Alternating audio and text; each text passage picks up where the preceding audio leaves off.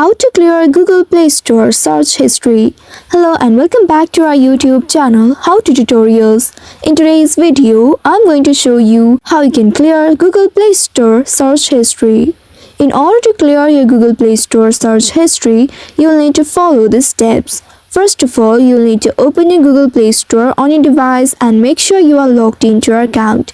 Now once you're logged into your account, you will land on this homepage. Here you'll be able to see the profile icon located in the top right corner of your screen.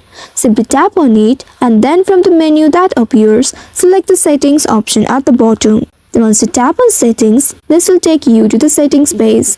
Now here tap on the general option at the very top and from the options that appear, here select account and device preferences. Once you tap on it, again you will be taken to a new page. Now here you will need to scroll down until you locate this history section.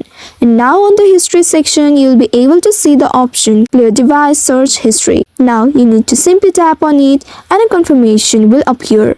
Here select clear history option in order to confirm. And by doing so, all your searches that you have made from this device will be removed. So by following these steps, you should be able to remove all previous search history made in the Google Play Store on your device. I hope this tutorial was helpful. If yes, don't forget to like, share and subscribe to our channel.